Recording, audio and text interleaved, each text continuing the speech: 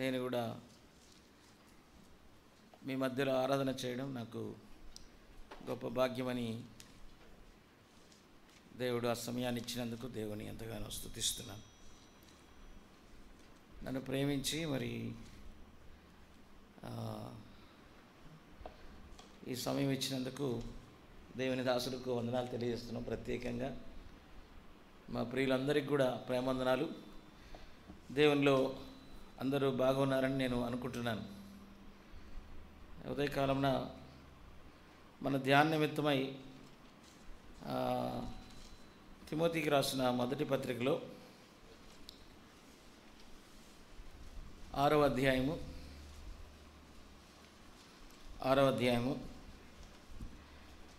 మొదటి 2 వచనాలు మనం చదువుకుందాము.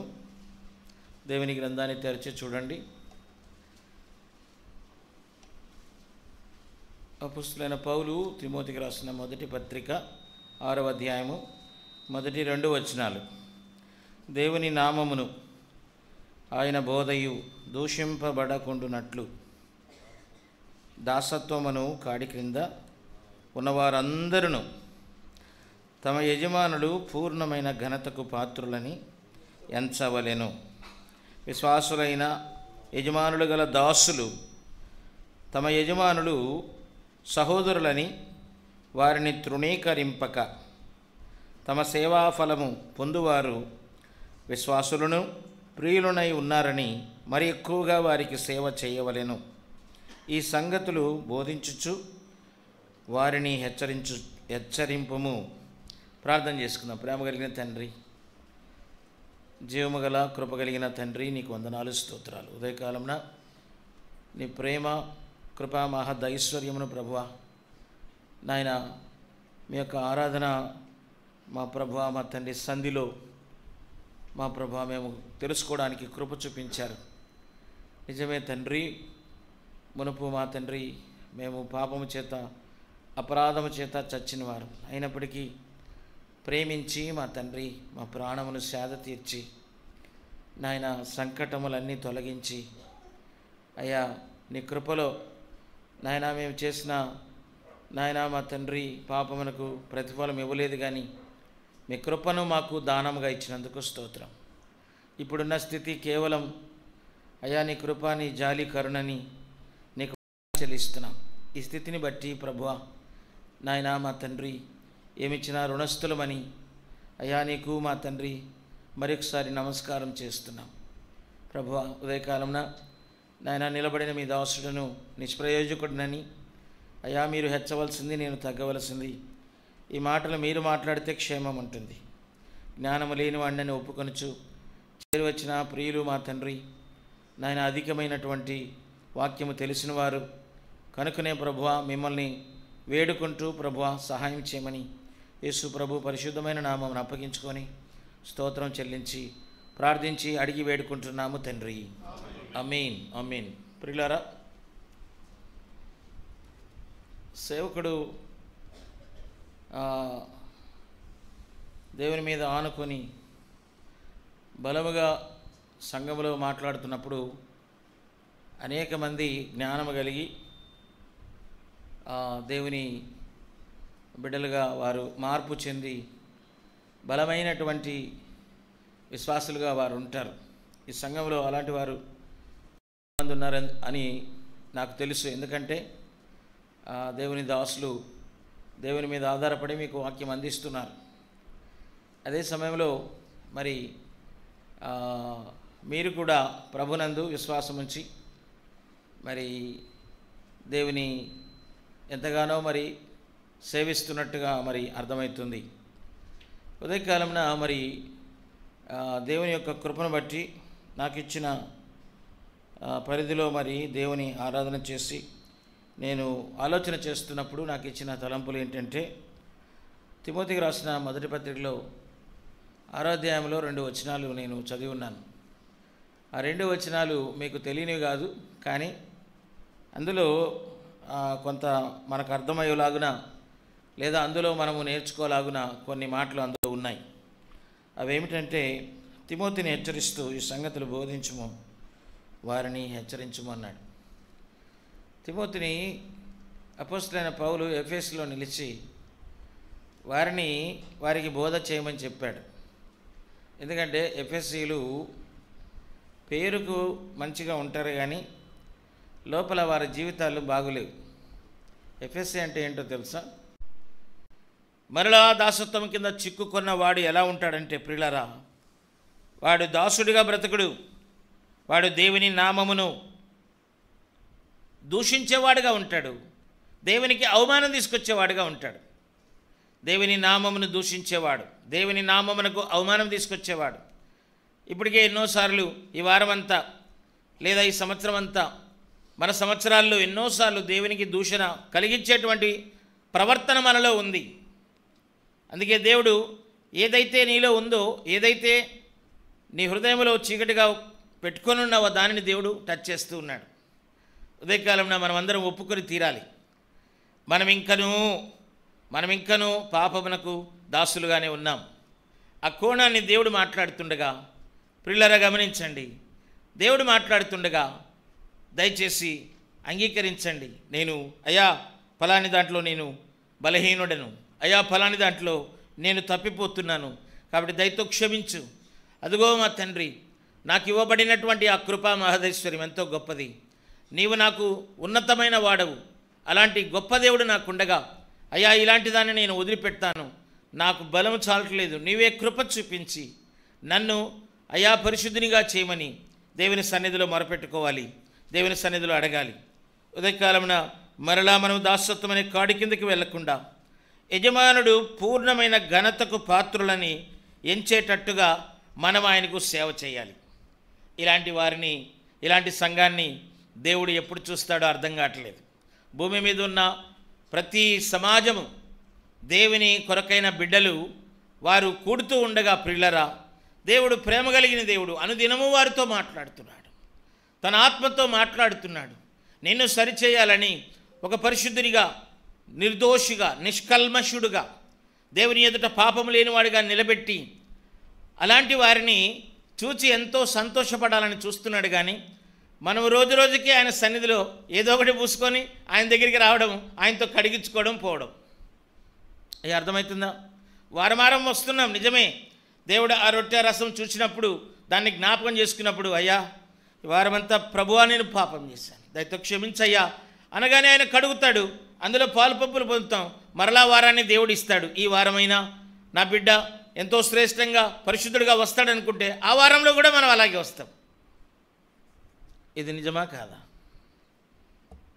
అందుకే దేవుడు మాట్లాడుతున్నాడు, మనము దాసులుగా ఉండాలి, మనము దాసులుగా ఉండాలి. ఆ దాసుడు ఒకవేళ 7వ సంవత్సరం స్వతంత్రంగా వాడు వెళ్ళిపోకుండా తన యజమాని దగ్గరికి వచ్చి అయ్యా నా భార్య పిల్లలు నీ దగ్గరే ఉన్నారు కాబట్టి నేను నీకు దాసుడు అవుతానన్నప్పుడు అతడు తలుపు దగ్గర తీసుకెళ్ళి చెవి కదురులో నుంచి ఒక ఏమంటారు దాన్ని, ఒక పోగు కదురులో నుంచి గుచ్చి ఒక పోగులాగా వేస్తాడనమాట. అంటే అతడు నిరంతరము వానికి బానిస లేదా నిరంతరము దాసుడే. మీరు పాపం అనేటువంటి కాడి నుండి విడిపించబడి ఇప్పుడు మీరు దేవునికి దాసులయ్యారు, దేవునికి దాసులయ్యారు. అంత మాత్రమే కాదు, నీవు దేవుని దాసుడు అనుకోకూడదు. గలతీయులకు రాసిన పత్రికలోనే ఆయన అంటూ ఒక మాట అన్నాడు చూడండి, 4వ అధ్యాయంలో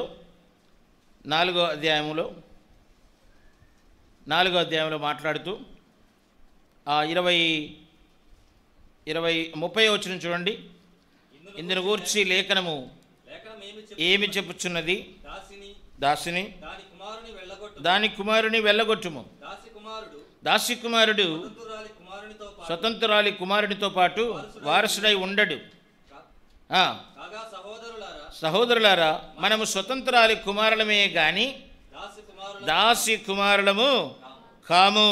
మనము దాసులము కాదు, మన స్వతంత్రురాలి కుమారులము.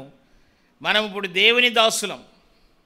మనకి ఇవ్వబడినటువంటి టైటిల్ దేవుని దాసులు. దేవుని దాసులుగా దేవుని సంఘంలో మనం బ్రతుకుతూ ఉండగా ప్రియులారా, ఎన్నో రకాలైనటువంటి కొన్ని సంగతులు ఉన్నాయి. వాటన్నిటిని మనం ఆలోచన చేసినప్పుడు దేవుని ఇంటిలో ఎలా ఉండాలి, దేవుని సంఘములో దాసుడుగా ఎలాగూ మెలగాలి అనేటువంటి సత్యాలు మనము చూడగలం. ఒకసారి చూద్దాం. చూడండి, ఆదికాండానికి వస్తే ఆదికాండము 16వ అధ్యాయానికి రండి. ఆదికాండము 16వ అధ్యాయము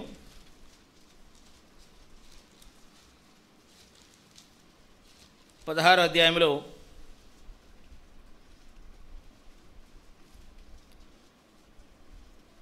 16వ అధ్యాయం మొదటి వచనం చదువుదాం. చూడండి. అబ్రాహాము భార్య అయిన సారాయి అతని పిల్లలు కనలేదు. ఆమెకు హాగరును ఐగుప్తురాలైన దాసి ఉండెను. కాగా సారాయి, ఇదిగో నేను పిల్లలు కనకుండా యెహోవా చేసి ఉన్నాడు, నీవు దయచేసి నా దాసితో పొమ్ము, ఒకవేళ ఆమె వలన నాకు సంతానము కలగవచ్చునని అబ్రాహాముతో చెప్పాను. అబ్రాహాము సారాయి మాట వినెను. కాబట్టి అబ్రాహాము కానాను దేశంలో 10 ఏండ్లు కాపురం ఉన్న తరువాత అబ్రాహాము భార్య అయిన సారాయి తన దాసి అయిన హాగరును ఐగుప్తురాలిని తీసుకొని తన పెనిమిటి అయిన అబ్రాహామునకు భార్యగా ఉండుటకు అతనికి ఇచ్చాను. అతడు హాగరుతో పోయినప్పుడు అది గర్భవతి ఆయను. అది తాను గర్భవతిని అయితిని అని తెలుసుకున్నప్పుడు దాని యజమానురాలు దాని దృష్టికి నీచమైనదాయను. నీచమైనది అయిపోయింది సారాయి. మరొక మాట అక్కడే రాయబడిన మాట చూడండి. ఆ తర్వాత మాట చూడండి. అప్పుడు సారాయి, నా ఉసురు నీకు తగులును, నేనే నా దాసుని నీ కౌగిటికి ఇచ్చిన తర్వాత గర్భవతినైతే నేను తెలుసుకున్నప్పుడు నేను దాని దృష్టికి నీచమైన దానిని అయితిని. నాకును నీకును యెహోవా న్యాయము తీర్చునుగాక. చూసారా, సారమ్మ దాసి యజమానురాలతో ఎంతో నమ్మకముగా ఉండవలసినటువంటి సోదరి మంచి స్థానాన్ని ఇచ్చింది, మంచి ఆధిక్యత ఇచ్చింది. దాసురాలుగా ఉండవలసిన స్థితి నుంచి మార్చి ఆమెకిస్తే ఆమె ఎప్పుడైతే గర్భవతి అయిందో వెంటనే తన యజమానురాలని నీచమైన దానిగా చూస్తుంది. కాబట్టి అక్కడ ఒక సంఘటన జరిగింది. ఆ సంఘటన వల్ల ఆమెను తీసుకెళ్ళి బయట పారిపోయింది. ఆమెను శ్రమ పెట్టడం వల్ల ఆమె పారిపోయింది. కానీ దేవుడు మాట్లాడుతున్నాడు చూడండి. దేవుడు ఏం మాట్లాడుతున్నాడు చూడండి. 8వ వచనం 7వ వచనం కూడా చదవండి. అందుకు కాదయ్యా 16:7 యెహోవా దూత అరణ్యములో నీటి బొగ్గ యొద్ద అనగా సూరు అరణ్యములో బొగ్గ యొద్ద ఆమెను కనుగొని, సారాయి దాసివైన హాగరు ఎక్కడి నుండి వచ్చితివి, ఎక్కడికి వెళ్ళుచున్నావని అడిగినందుకు అది నా యజమానురాలైన సారాయి యొద్ద నుండి పారిపోచున్నాను అనెను. అప్పుడు యెహోవా దూత నీ యజమానురాలి యొద్దకు తిరిగి వెళ్ళి ఆమె చేతి కింద అణిగి ఉండుమని దానితో చెప్పాను. అణిగి ఉండవలసినటువంటి దాసురాలు ఆమె హెచ్చిపోయినట్టుగా మనం చూస్తూ ఉన్నాం. అణిగి ఉండవలసినటువంటి దాసుడు హెచ్చిపోయినట్టుగా ఎప్పుడు చేస్తాడంటే తనకివ్వబడినటువంటి ఆధిక్యతలో, తనకివ్వబడినటువంటి ఐశ్వర్యాన్ని బట్టి, తనకివ్వబడినటువంటి ఆధిక్యతను బట్టి కొన్నిసార్లు మనం హెచ్చిపోతూ ఉంటాము. మనకు ఏ యజమానుడైతే మనల్ని ఆ స్థితికి తీసుకొచ్చాడో ఆ యజమానురాల్ని ఏం చేస్తుందామా? నీచమైన దానిగా చూస్తుంది, తృణీకరించేటట్టుగా చేస్తుంది. అయ్యా, అర్థమైందా? సంఘంలో ఇలాంటి వారు కొంతమంది ఉన్నారు. దేవుడు మనల్ని ప్రేమించి దాసులుగా ఆయన సంఘంలో మనల్ని ఉంచగా కొన్నిసార్లు మనకి ఇవ్వబడినటువంటి ఆధిక్యతను బట్టి, మనకి ఇవ్వబడినటువంటి ఐశ్వర్యాన్ని బట్టి, మనకి ఇవ్వబడినటువంటి దాన్ని బట్టి కదా. కొంతమందికి పిల్లలు పుట్టిన తర్వాత దేవుడు కనపడ్డు. నా పిల్లలు బంగారం, నా పిల్లలు ఎంత ముద్దో, నా పిల్లలే నిజమే కాదంట్లా. కానీ దేవుని కోసం దేవుడు ఇచ్చిన పిల్లలు నీవు దేవుడిని మర్చిపోయేటట్టుగా చేస్తూ ఉన్నారు. అమ్మ, అర్థమవుతుందా? నీ పిల్లలే కాదంట్లా, కానీ నీ పిల్లల్ని నువ్వు అంత గారాభంగా పెంచినప్పుడు వారు రేపొద్దునే చేసేటువంటి పరిస్థితి కూడా ఆలోచన చేయాలి.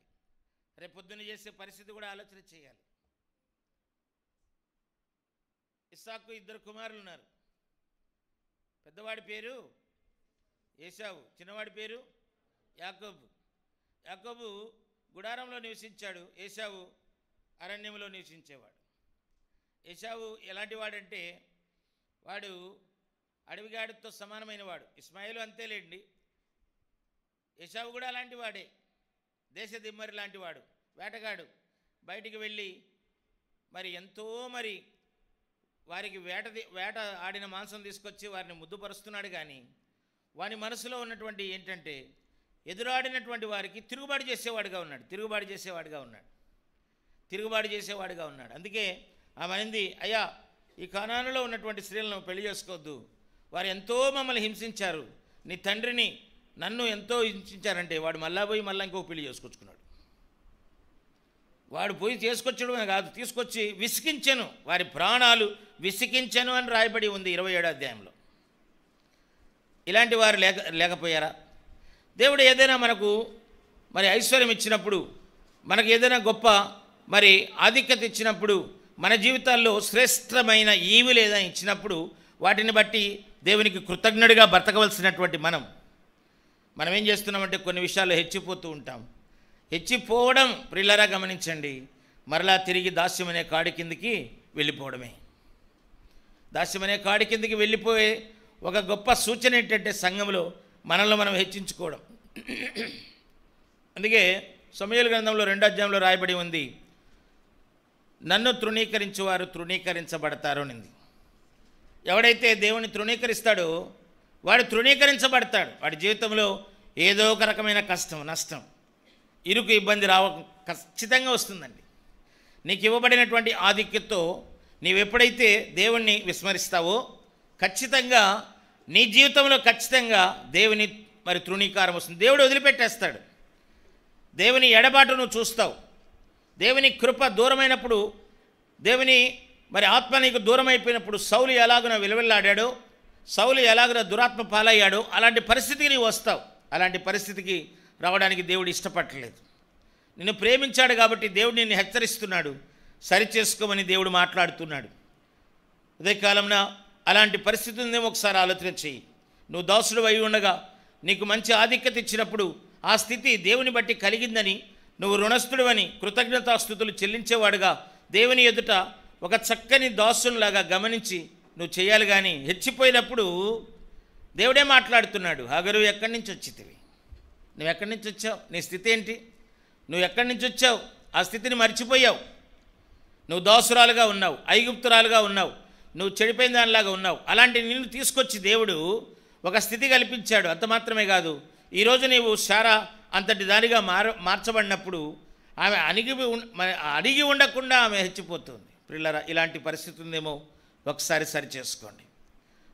సరిచేసుకోండి. మరొక మాట చూద్దాం, చూడండి, మరొక మాట చూద్దాము. ఇదే ఆదికాండంలో మరొక మాట చూద్దాం.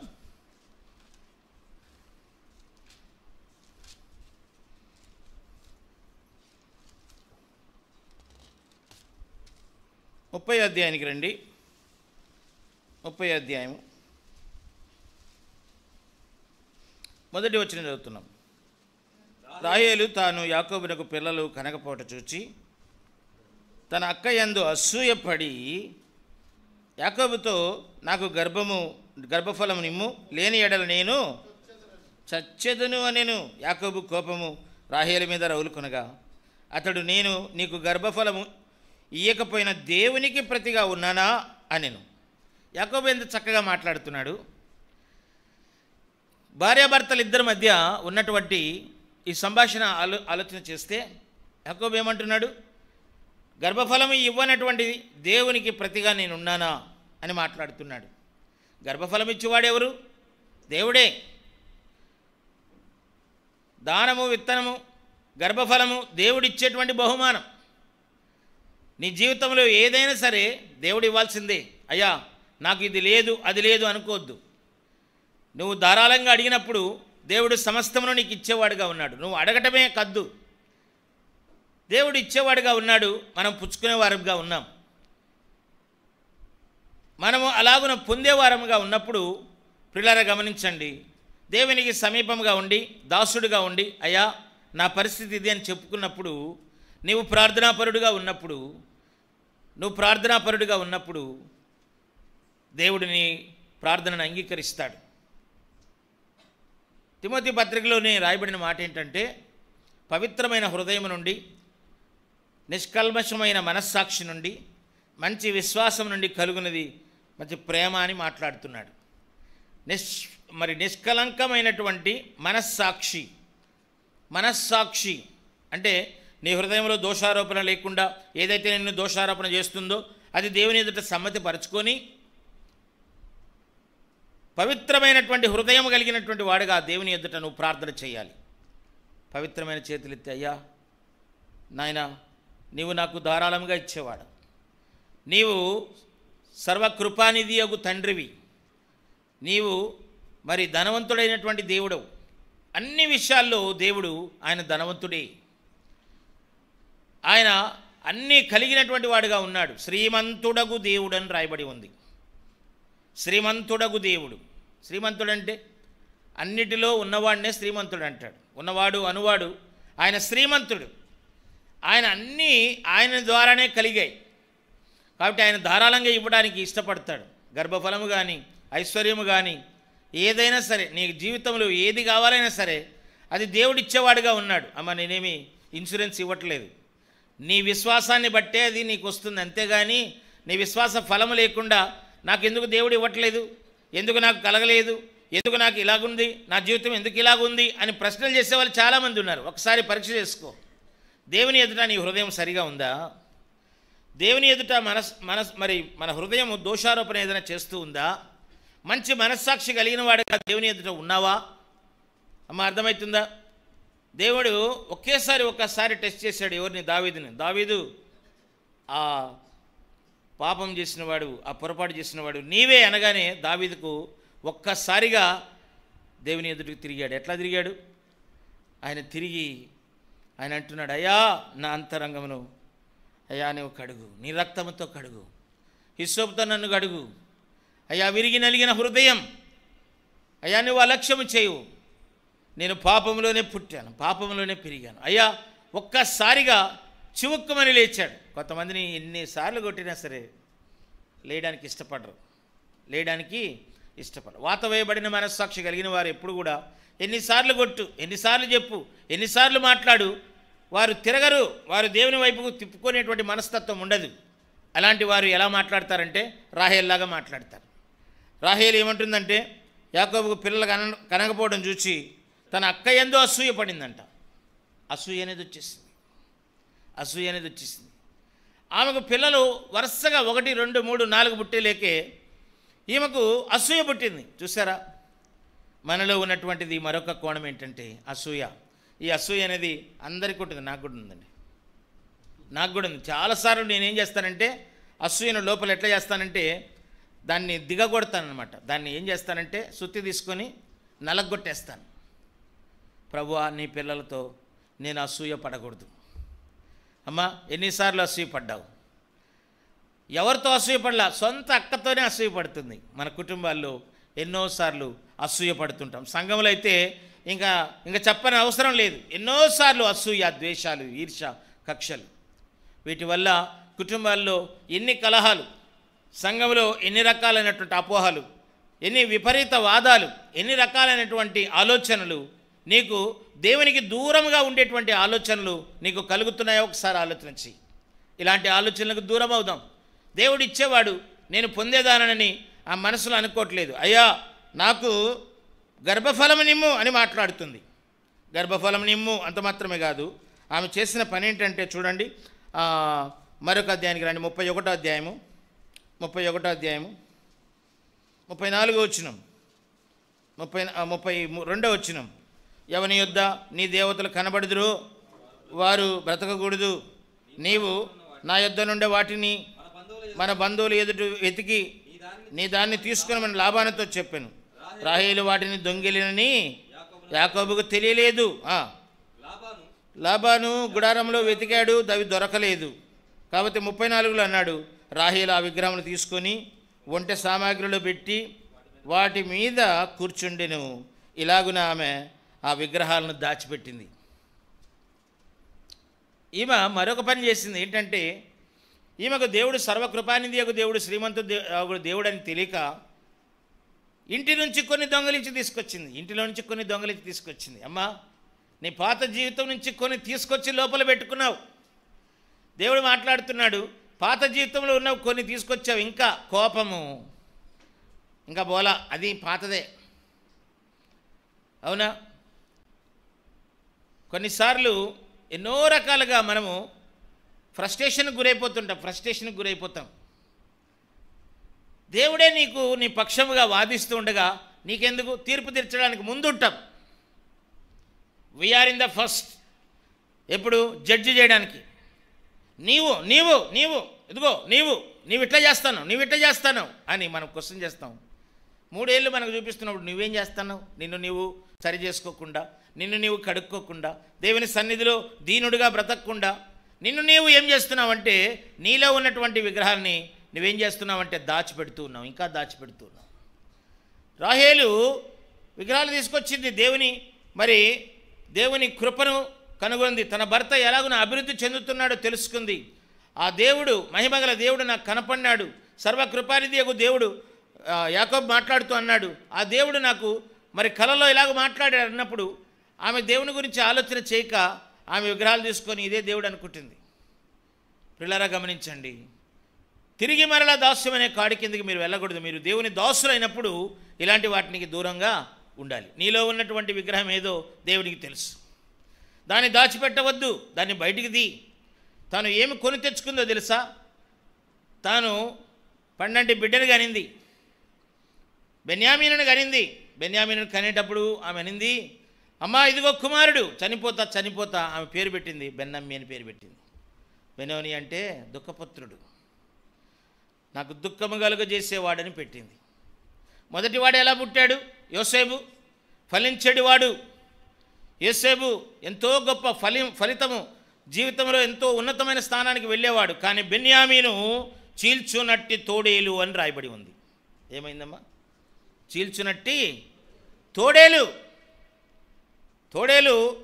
ఆ యొక్క ఐస్బర్గ్లో లేదా చల్లని ప్రదేశాలలో ఎంత చలినైనా తట్టుకొని ఎంతమంది మనుషులనైనా లాగేటువంటి దానిగా ఉండాలి. కానీ ఈ తోడేలు ఎలాంటిదంటే మనుషులను చీల్చునట్టిది. పౌలు అన్నాడు 20వ అధ్యాయంలో, అపోస్తల కార్యములు 20వ అధ్యాయంలో అన్నాడు, నేను వెళ్ళిన తర్వాత తోడేళ్ళు మీలోకి వస్తాయన్నాడు. తోడేళ్ళు మీకు వస్తాయి, అవేం చేస్తాయి? సంఘమును పాడు చేస్తాయి. సులమితి అంటుంది, నా ప్రియుడా నేను నీ దానను, మనం వెళుదాము రండి, గ్రామ సీమలకు వెళుదాం, అక్కడ ద్రాక్ష వనములు ఉన్నాయి, అవి పూతపట్టినాయో లేదో చూద్దాం. కానీ ద్రాక్ష పూతపట్టినటువంటి వాటిని నక్కలు పాడు చేస్తున్నాయి, తోడేలు పాడు చేస్తున్నాయి. అమ్మ, మన జీవితంలో ఉన్నటువంటి ఏ కోణమో నీ పుష్పం లేదా నీ యొక్క ఫలము ఫలించకుండా అవి పాడు చేస్తూ ఉన్నాయి.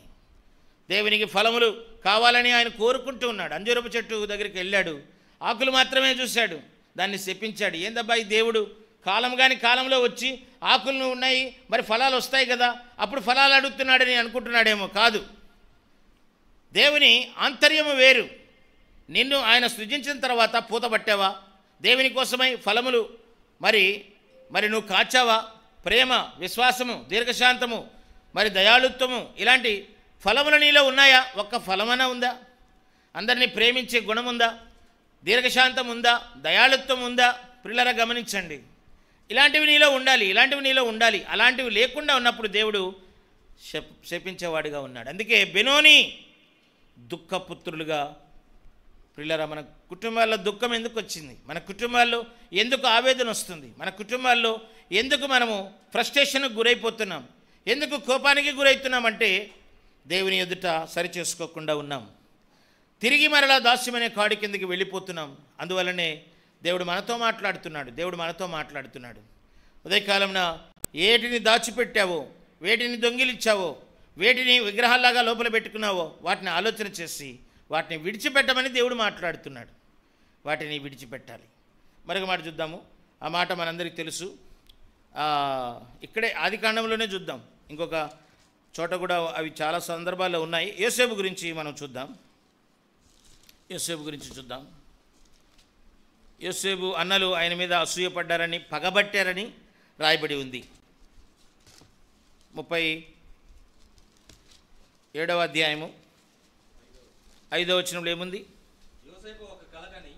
యోసేపు కలకని కాదు, అది అంతకన్నా ముందు 2వ వచనంలో ఏం రాయబడిందంటే, మందను మేపుచుండెను, అతడు చిన్నవాడై తన తండ్రి భార్య అయిన బిల్హా కుమారుల యొద్దను జిల్ఫా కుమారుల యొద్దన ఉండెను. అప్పుడు యోసేపు వారి చెడుతనమును గూర్చిన సమాచారము వారి తండ్రి యొద్దకు తెచ్చుచుండెడివాడు. మరియు యోసేపు ఇశ్రాయేలు వృద్ధాప్యమందు పుట్టిన కుమారుడు గనుక తన కుమారులందరికంటే ఎక్కువగా అతన్ని ప్రేమించి అతని కొరకు విచిత్రమైన నిలువుటంగిని కుట్టించాడు. ఇలాగన కుట్టించడం వల్ల ఎక్కువగా అతడు అందరికంటే ఎక్కువగా ప్రేమించున్నాడు అని చూసినప్పుడు వారు అతని మీద పగబట్టిరి. ఈరోజు కుటుంబాల్లోనే పగలు ఉన్నాయండి. అన్నదమ్ముల మధ్య పగలున్నాయి. ప్రేమలు లేవు, కానీ ప్రేమలు చల్లారిపోయినాయి. పగలు ఎక్కువైపోయినాయి. ప్రియులారా, తండ్రి బిడ్డలందరినీ కూడా ఒకే సమానంగా ప్రేమిస్తాడు.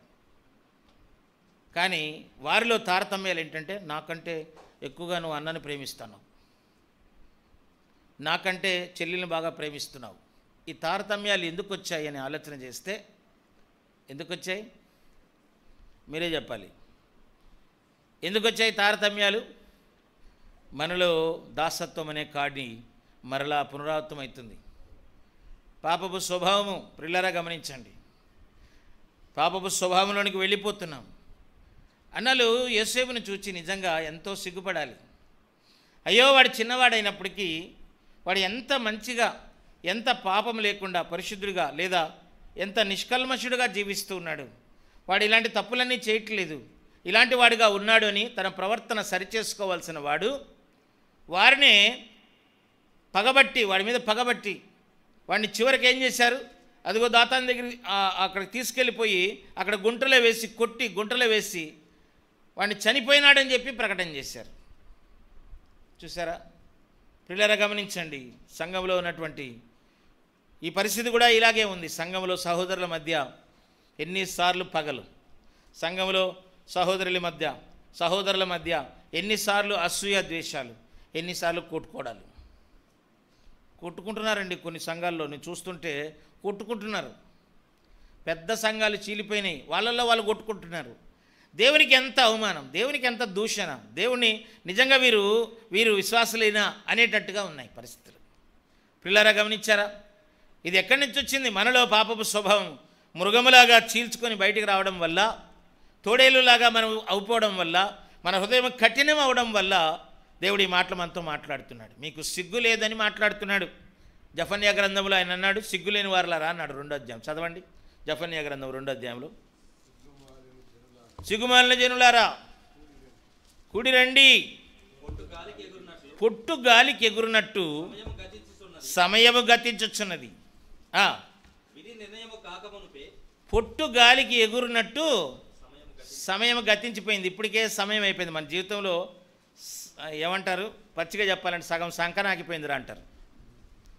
సగము పోయింది జీవితం. నాకైతే బట్టతల కూడా వచ్చింది, అయినా సిగ్గు లేదు. ఏంటి, కుక్క తన వాంతికి ఎరిగినట్టుగా మరలా పోయి అదే పని చేస్తాం. చూడండి, ఇలాంటి దాన్ని దేవుడు మాట్లాడుతున్నాడు. అమ్మా,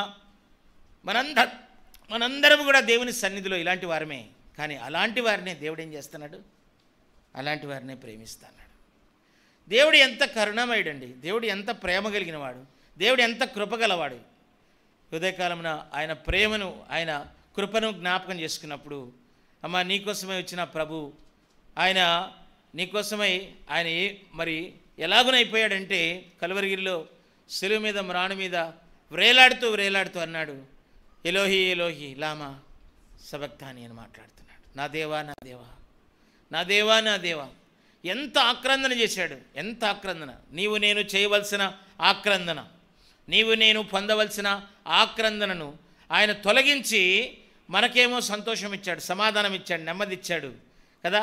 సంతోషం కోసం, సమాధానం కోసం, నెమ్మది కోసం పరిగెత్తాం, ఐశ్వర్యం కోసం పరిగెత్తాం, సమస్త మరి ఈవుల కోసం పరిగెత్తాం, దీవెనల కోసం పరిగెత్తాం. కానీ శ్రమ పడడానికి మనం ఎంత మాత్రమూ ఇష్టపడం. దాసుడు శ్రమ పడతాడు. దేవుని కోసము శ్రమ పడేటువంటి వాడు ఎవడైనా ఉన్నాడా? దేవుని సంఘము కోసము శ్రమ పడేటువంటి వాడు ఎవడైనా ఉన్నాడా? నేను ఈ సంఘములో దాసుడను, నేను ఈ సంఘములో దాసురాల్ని, ఈ సంఘం కోసం నేను పని చేయాలి, పాటుపడాలి అనేటువంటి తత్వం మనలో ఉందా? సంఘమును ప్రేమించిన వాడు దేవుని ప్రేమించిన వాడు. సంఘమును కాపాడుకునేటువంటి వాడు, సంఘమును దాసుడుగా ఉండి కాపాడుకునేటువంటి వాడిని దేవుడు కాపాడుతాడు, తన కుటుంబాన్ని దేవుడు కాపాడుతాడు. ఇలాంటి సంగతులన్నీ మన హృదయంలో పెట్టుకొని, మన కుటుంబాల్లో పెట్టుకొని, సంఘంలో పెట్టుకొని మనం ఎలాగున ఆరాధన చేయగలం, ఎలాగున ప్రార్థన చేయగలం. అందుకే తిమోతి పత్రికలో మనం చదివిన భాగంకి రండి. ఆయన అంటున్నాడు, అయ్యా ఈ సంగతులు ఉన్నాయి, వీటిని బోధించు, హెచ్చరించు అని మాట్లాడుతున్నాడు. దేవుడు బోధించేవాడు. బాల్యము నుండి నాకు బోధించిన వాడు నీవే అన్నాడు దావీదు 71వ కీర్తనలో. అయ్యా నీ యొద్ద నేను మరి ఎత్తుకొని నేను నేర్చుకొని ఉన్నాను అన్నాడు. శిష్యుడు కాదు, దాసుడు కూడా నేర్చుకునేవాడే. దేవుని ప్రేమించేవాడు, యజమానుని ప్రేమించేవాడు. యజమానుడు వాడుకునే అర్హమైన పాత్రగా నువ్వు తయారైనప్పుడు దేవుడు నిన్ను వాడుకుంటాడు. ఏ సమయంలో వాడుకోవాలో అలాగను వాడుకుంటాడు. అందుకే తిమోతి పత్రికలో ఒక మాట చూసి మనం ముగిద్దాం. చూడండి, మొదటి పత్రికలో మనం చదువుకున్నటువంటి భాగంలో 2వ వచనం, విశ్వాసులైన యజమానులు గల దాసులు తమ యజమానుడు సహోదరులని వారిని తృణీకరింపగా తమ సేవాఫలము పొందువారు విశ్వాసులకు ప్రియులనై ఉన్నారని మరి ఎక్కువగా వారికి సేవ చేయాలి. విశ్వాస గృహమునకు చెందినటువంటి వారిని మరి ఎక్కువగా ప్రేమించండి అని గలతీలకు రాసిన పత్రికలో ఉంది. వారికి సేవ చేయండి. అయ్యా అర్థమవుతుందా? సహోదరుల మధ్య ప్రేమ కలిగి ఇలాంటి భావం ఉండాలి. నేను క్రీస్తు దాసుడను, నేను దేవుని దాసుడను, నేను పరిచర్యకు పిలువబడిన వాడను. కొలస్సీలకు రాసిన పత్రికలో అపోస్తలుడైన పౌలు అంటున్నాడు, ఆ సంఘమున నేను పరిచారకుడును అన్నాడు. ఆ సంఘమునకు నేను పరిచారకుడును అన్నాడు. మార్కు సువార్తలో 10వ అధ్యాయంలో ఈ మాట చూడండి. మార్కు సువార్త 10వ అధ్యాయంలో యేసుక్రీస్తు ప్రభు మాట్లాడిన మాట. ఆయనే దాసుడుగా ఈ లోకానికి దిగి వచ్చాడు. ఆయన దాసత్వాన్ని లేదా ఆయన దాసుడుగా ఆయన చేసిన పనిని మనం అక్కడ చూస్తాం. 10వ అధ్యాయంలో ఆయన ఒక మాట మాట్లాడుతూ అన్నాడు. చూడండి, 10వ అధ్యాయంలో అంతకన్నా ముందు ఒక మాట మాట్లాడి తర్వాత చూద్దాము. 42వ వచనం చూడండి. యేసు వారిని తన యొద్దకు పిలిచి, శిష్యులందరినీ పిలిచాడు, మనల్ని ఇప్పుడు పిలుస్తూ ఉన్నాడు. పిలిచి వాళ్ళతో ఇట్లా అంటున్నాడు. ఏమంటున్నాడు? అన్ని జనులలో ఏమయ్యా అధికారులని ఎంచబడిన వారు వారి మీద ప్రభుత్వం చేస్తారు. వారిలో గొప్పవారు వారి మీద అధికారం చేస్తారు. మీలో అలాగుండకూడదు, మీరు అలాగుండకూడదు. దేవుని బిడ్డలు, దేవుని దాసులు, దేవుని కాడి మోసేటువంటి వారు, దేవుని కోసము కుటుంబాలుగా కట్టబడేటువంటి వారు, దేవుని కృపకు పాత్రులైన వారు అలాగుండకూడదు. ఎలా ఉండాలి? మీలో ఎవడైనాను గొప్పవాడై ఉండగోరిన ఎడల వాడు మీకు పరిచారము చేయవాడై ఉండు. పరిచారం చేసేవాడు దాసుడు. పరిచారం చేసేవాడు ఉండాలి. తిన్న ప్లేట్ ఎత్తారండి ఇంట్లో పిల్లలు, తిన్న ప్లేట్ ఎత్తరు. కడుక్కుంటారులే, అది ఏం సంస్కారం అమ్మా? నీ తిన్న ప్లేటు తీసి కడిగి ఆడపెట్టు. ఎంత సంస్కారం! ఎంత దేవుడు నిజంగా ఎంత సంతోషిస్తాడంటే, శ్యాంబాబు గారి ఇంట్లో నేనున్నప్పుడు శ్యాంబాబు గారు టీ తీసుకొచ్చి ఇచ్చారు. తీసుకొచ్చిస్తే టీ తాగాడు. పెట్టిన ఆయన కప్పు తీసుకుని, అన్నా నేను తీసుకుపోతాను అన్నట్టు. పర్లేదు బ్రదర్. తీసుకెళ్ళాడు. అక్కడ పెడతాడేమో అనుకున్నాను. అక్కడ పెడతాడులే అనుకున్నాను. ఆయన అక్కడ పెట్టడం కాదు, తీసుకెళ్ళి సింకు కింద పెట్టి నీళ్ళు తిప్పి కడుగుతా అన్నాడు.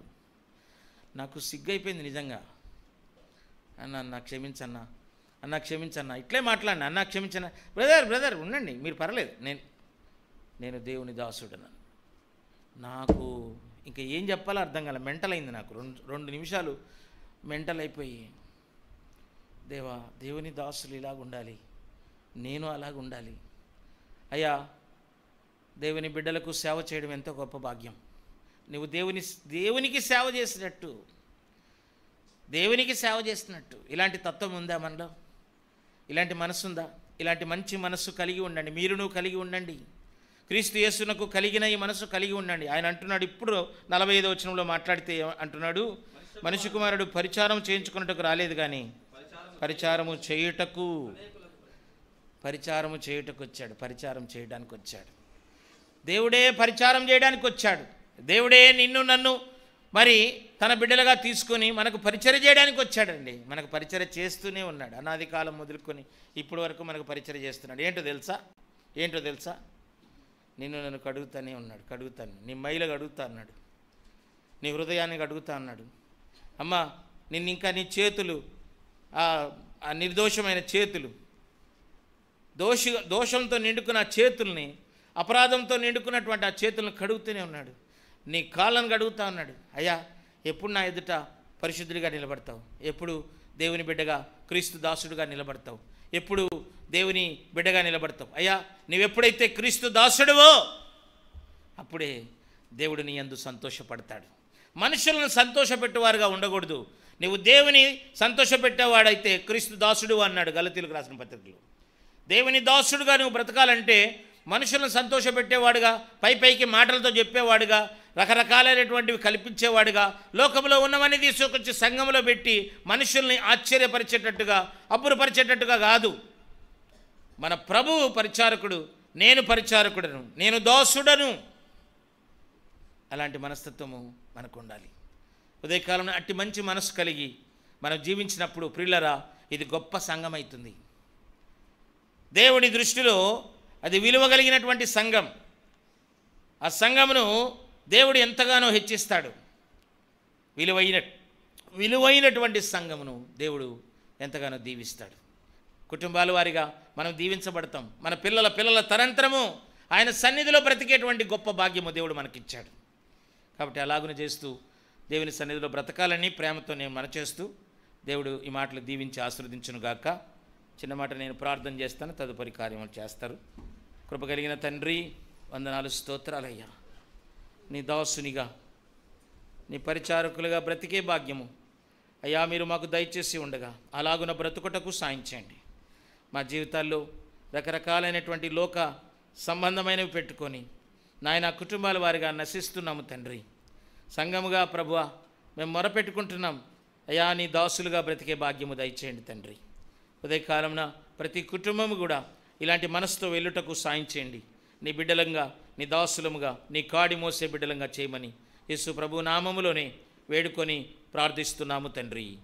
ఆమేన్, ఆమేన్. అందరికీ వందనాలు.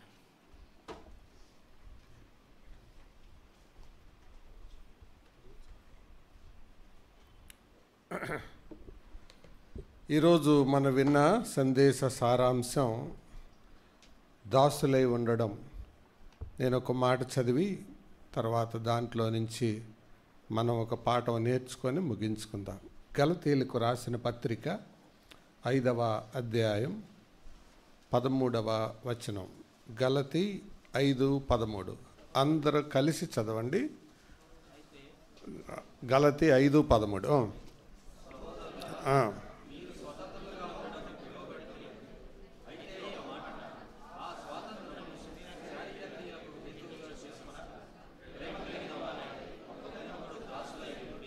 అది ప్రియులారా, దాసత్వం 2 రకాలు.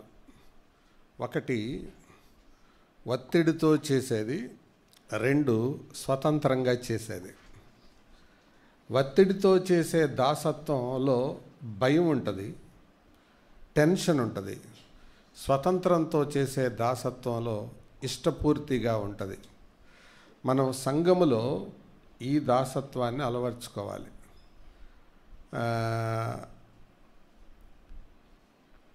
7:45కి తలుపేస్తారు అనేది మనలో భయం ఉంటే అది ఒత్తిడితో చేసే దాసత్వం అన్నమాట.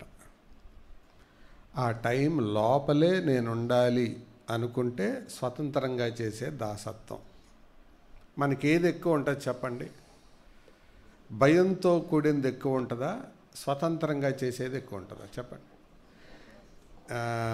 తర్వాత ఆఫీసులో కూడా మన బాస్ ఏ టైంకి వచ్చినా ఏమంటలేదు అనుకోండి, వాళ్ళను మంచోళ్ళు అంటామా?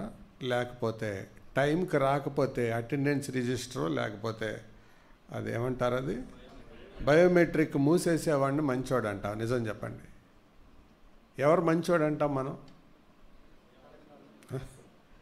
ఏ టైం వచ్చినా ఏమన్న వాడిని మంచోడు అంటాం. అది దాసత్వం. దాసుని యొక్క బుద్ధి అలా ఉంటుంది. అందుకే అంటున్నాడు, దేవుని సంఘములో విశ్వాసులైన వాళ్ళు ఎవరో చెబితేనే, ఎవరో చూస్తారనే కాదు, మీరు దేవుని యందలి భయం కలిగిన వారై ఒకరికొకరు దాసులై ఉండండి. అది ఒకరికొకరు దాసులై ఉండాలి, ఒకరికొకరు బాసులై కాదు. దేవుని సంఘంలో ఎలా ఉండాలి?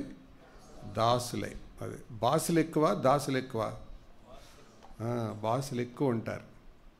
వాక్యం చెప్పేది ఒకరికొకరు దాసులై ఉండండి. క్రైస్తవ జీవితంలో 4 స్టేజెస్ చెప్తాను.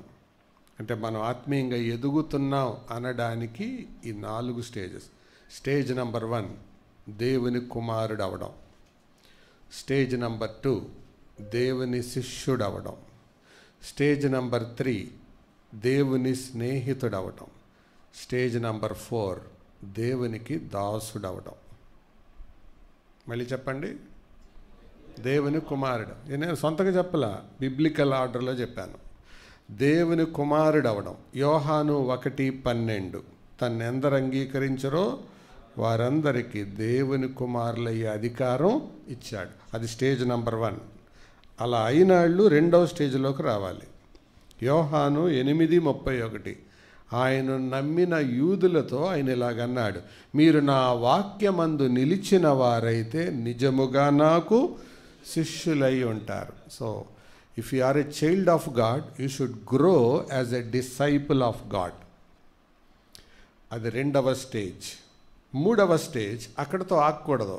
నేను మీకు ఆజ్ఞాపించిన వాటన్నిటినీ మీరు చేసిన ఎడల మీరు నాకు స్నేహితులైందరు. Then you have to grow as a friend of God. దేవునికి స్నేహితుడు అవడం. ఆఖరి స్టేజ్ ఏంటో తెలుసా? దాసుడు అవడం. ఇంతకీ మనం ఏ స్టేజ్లో ఉన్నాం చెప్పండి?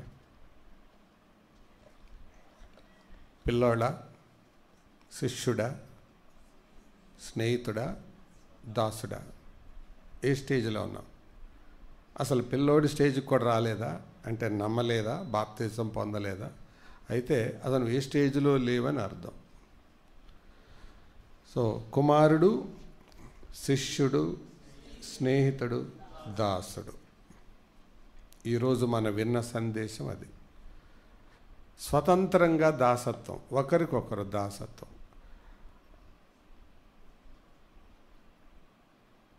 మన పైన పనిచేసే ఆఫీసరు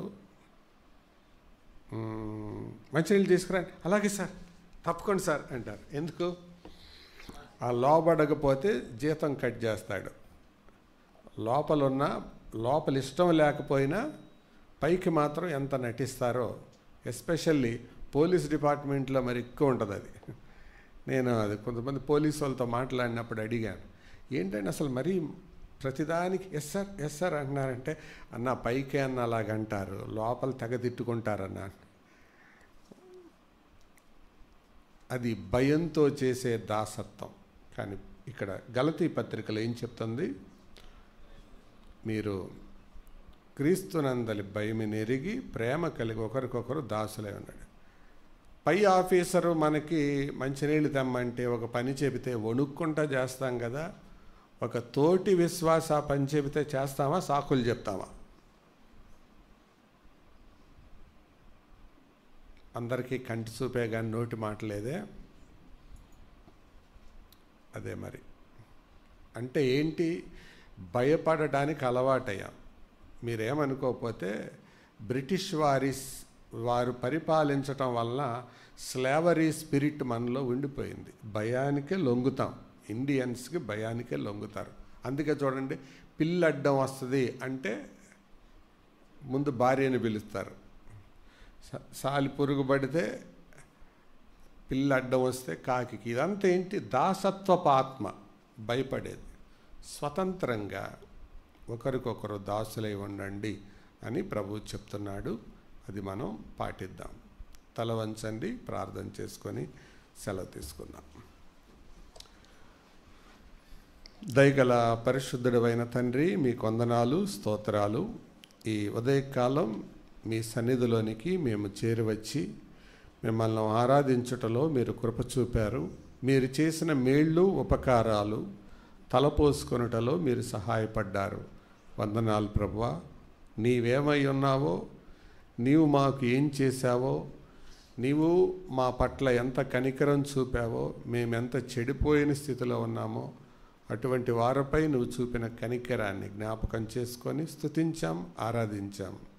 మీ నామం పేరిట కానుకలు అప్పగించాం, పాట పాడుకున్నాం, మీ రాకడ గురించిన సంగతులు తలపోసుకున్నాం. మీ వాక్యంలో నుండి కొన్ని తలంపులు మీ దాసుని ద్వారా మా ముందుకు తీసుకొని వచ్చినందుకే వందనాలు. ఈ మాటలు మా అందరిలో ముద్రించండి, సహాయం చేయండి. సంఘములో ఒకరికొకరు దాసులై ఉండునట్లు మీ వాక్యం ద్వారా ఇచ్చిన ప్రేరేపణను బట్టి వందనాలు. ప్రభువా, ఒకరి మించిన వారు ఒకరు అని అనుకోవడం కాదు, కానీ మీరు నేర్పినట్లుగా, మీరు శిష్యులకు నేర్పినట్లుగా మీలో ప్రముఖుడై ఉండగోరువాడు దాసుడై ఉండాలని, అసలు మీరు భూలోకానికి వచ్చిందే అందుకని జ్ఞాపకం చేసినందుకు వందనాలు. గలతీ పత్రికలో కూడా మేము జ్ఞాపకం చేసుకున్న మాటను బట్టి స్తోత్రాలు. ప్రభువా, ఆ రీతిగా మీ రాకడ కొరకై ఎదురు చూచే ఉన్నతమైన దర్శనములో, ఆ స్థాయిలో మమ్మల్ని కొనసాగింప చేయమని, మహిమ పొందమని. మేము తిరిగి వెళ్తున్నాం. మీ సన్నిధి మాతో కూడా ఉంచండి. క్షేమాన్ని, సంతోషాన్ని, ఆదరణను దయచేయండి. చిక్కులలో, సమస్యలలో, ఇరుకులలో, ఇబ్బందులలో ఉన్న కుటుంబాల కొరకే ప్రార్థిస్తున్నాం. అనారోగ్యంగా ఉన్న బిడ్డల కొరకే ప్రార్థిస్తున్నాం. మీ కనికరం, వాత్సల్యత వారి పట్ల విస్తరింపచేయండి. చదువుకుంటున్న పిల్లలు మా మధ్యలో ఉన్నారు, వారిని బలపరచండి, ఆరోగ్యం ఇవ్వండి. తల్లిదండ్రులకు దూరంగా ఉండగా మీ నెమ్మది వారికి దయచేయండి. వారు ఏ ఉద్దేశం చేత విజయవాడకు వచ్చారో అది నెరవేర్చి వెళ్ళగలుగునట్లుగా యెహోవా నిస్సి ధ్వజము అని ధ్వజముతో వాళ్ళు వెళ్ళగలుగునట్లుగా సహాయం చేయండి. ఆ రీతిగా కొద్దిమందిని మీరు బలపరిచినందుకై, సహాయపడినందుకై వందనాలు. మిగతా బిడ్డలకు కూడా సహాయం చేయండి. వృద్ధాప్యంలో ఉన్న తల్లుల కొరకు, తండ్రుల కొరకు ప్రార్థిస్తున్నాం. బలపరచండి. ఈ వయసులో కావాల్సిన ఆదరణ దయచేయండి. పిల్లలకు దూరంగా, ఒకవేళ ఇంట్లో ఉన్న వారికి కొంతమంది భారంగా మారి ఉండొచ్చు, వారిని కూడా బలపరచండి ప్రభువా. ముదిమి వచ్చు వరకు ఎత్తుకునేవాడను నేనే అని మీరు ఇచ్చిన మాటను బట్టి మీ బిడ్డలను ఆదుకోమని ప్రార్థన చేస్తున్నాం. చిన్నపిల్లలు కూడా ఉన్నారు, వారిని కూడా బలపరచండి. ఆశతో, ఆసక్తితో వస్తున్నారు. కొంతమంది చిన్నతనం నుంచే మందిర పనుల్లో పాలు పంపులు పొందుతున్నారు. దీవించండి. సమూయేలు లాంటి వారు, తిమోతి లాంటి వారు వీరి మధ్య తయారవునట్లుగా సహాయం చేయండి. మీకు రాకడ ఆలస్యమైతే వీరిలో కొంతమంది మా దేశానికి, రాష్ట్రానికి అధికారులుగా, మరికొంతమంది సేవకులుగా, మరికొంతమంది మిషనరీలుగా, ఆధ్యాత్మిక నాయకులుగా సిద్ధపడినట్లుగా సహాయం చేయమని ప్రార్థిస్తున్నాం ప్రభువా. మరి కొంతమంది సోదరులు, సోదరీలు దూర ప్రాంతాల నుంచి వాహనాల మీద ప్రయాణమై వస్తున్నారు ప్రభువా. మీ నమ్మకత్వాన్ని బట్టి స్తోత్రాలు. దీవించండి.